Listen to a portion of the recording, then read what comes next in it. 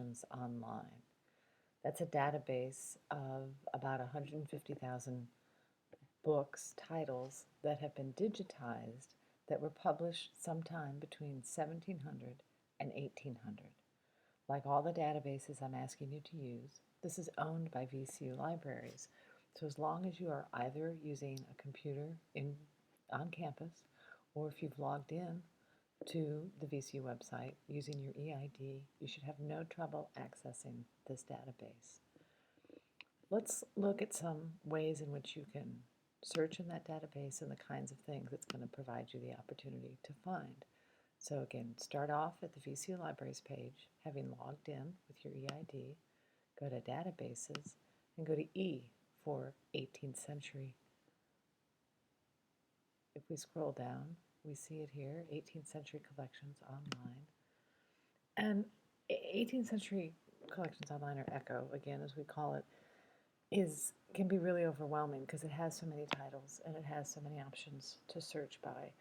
But it also can be really fascinating because it allows you just to have a full scope of opportunities to search for things that you maybe don't even know were out there. For the purposes of our class, there are a couple things that you could do. You could look to see whether a playwright from the Restoration was republished in the 18th century. If so, how? You could see whether terms that were current during the Restoration reappeared in the 18th century, and so on. So let's start with an easy search. Let's go back to our friend Wycherley and see whether Wycherley was ever republished in the 18th century. So what I'm going to do is type the name or the term, whatever it is I'm looking for, and as you can see, you have a variety of search options. For the purposes of this demonstration, I'm just going to go ahead and put Wycherley in as the author. And as with all searches, you're not always going to, you always want to cast a wider net that you can then narrow down rather than casting too narrow a net, because then you'll have limited search results. So when I stick Wycherley in here, what do I see? Well, I get 61 listings. And as with the Dictionary of National Biography, once I get results, I can sort those in any number of ways. I can sort them by author, by title, or by publication date ascending, that is to say, it would start at the earliest date and move forward, or descending. It would start at the end of the century and move backwards.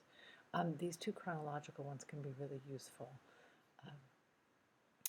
As you can see, the first hits that we get are not actually by Wycherley, but by an actor-manager called David Garrick, who was an important figure in the 18th century theater, who has taken Wycherley's play, The Country Wife, and made it appropriate for an 18th century audience, a late 18th century audience, by modifying it to be called something known as The Country Girl. And this is instructive just to look to see what it is you get if you open a text. You'll start out with your title page, and as you can see, it demonstrates its debt to Wycherley.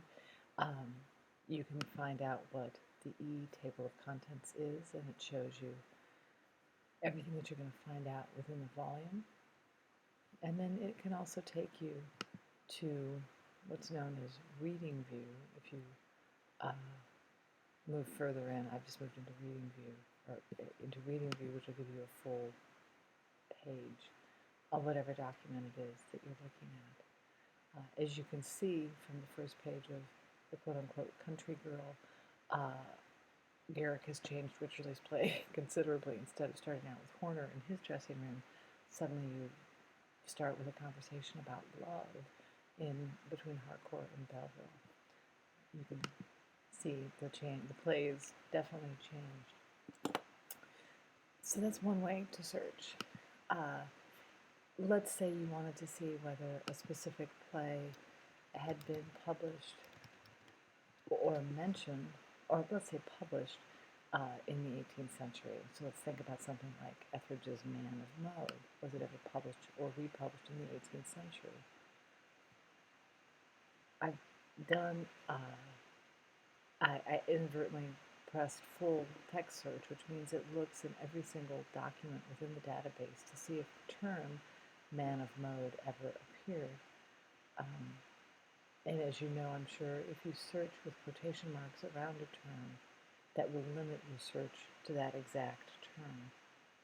This is kind of interesting, even though I just actually did it by accident, to see where man of mode appears, because it shows you every place that the term man of mode shows up in.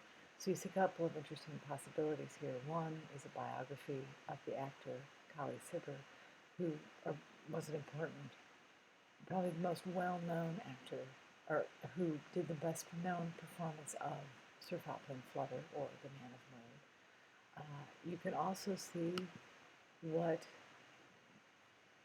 how it serves as an advertisement for, how it shows up as an advertisement for other texts. But let me go back and redo the search the way I meant to do it, which is as a title. So again, if you put a term in quotation marks, as you know, it will search for that exact term instead of the individual words. If I put man of mode in as for a title search, instead of hitting every moment where I see man of mode, instead I get a list of the times in the 18th century that the title man of mode appears in the title. And you can see I get 11 hits. That the play was republished in the 18th century. And again, I can sort by author, or I can sort by publication date, ascending. And that'll give you a sense of how those things turned out. Now, one of the things you might want to think about is searching an entire document. Let's say you become fascinated by the concept of libertine, and you want to know how current the term was in the 18th century. And you actually don't want to look at the whole 18th century. Let's pretend you want to see, did it ever appear in a document between the years 1720 and 1740? You can see you can specify a date window for your search. I'm searching in the entire document for the term libertine between the years 1720 and 1740. And as you can see, I've gotten 1,200 hits. If I want to search by publication date, if I want to reorganize that or sort it, it'll give you a sense, and it's just curious to think about, well, how does it appear? What does it look like when it does appear? And it can give you a sense of how a term is used, how it changes. Once you click on that, a result like that, if you've done a term search like libertine, it will give you the page number in the document where that term occurs. So, for example, here, the term libertine appears on page 16 of the Lottery magazine.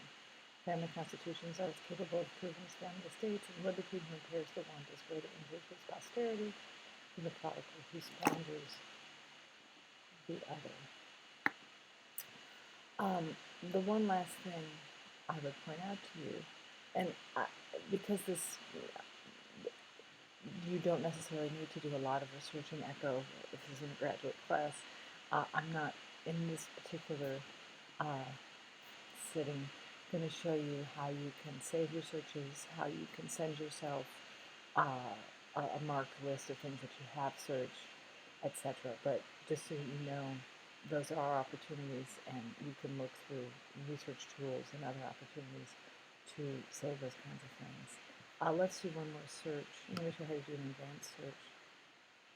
Just as I showed you how you could check through years of publication, you can also search in multiple terms. So let's say I want to do a full text search for the term pinchwife. I can search in even more detailed ways to find even more specific information. But let's say you're curious whether the term pinchwife that we see in the country life ever shows up again in the 18th century.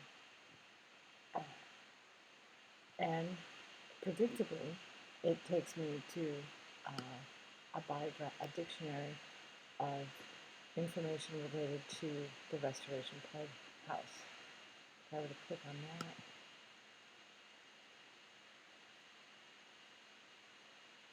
I would see that the term pinchwife appears in a specific listing about the play, The Country Life. So 18th century collections online or ECCO gives you a lot of possibilities, perhaps more than you really need, but I just wanted to give you a quick look at that.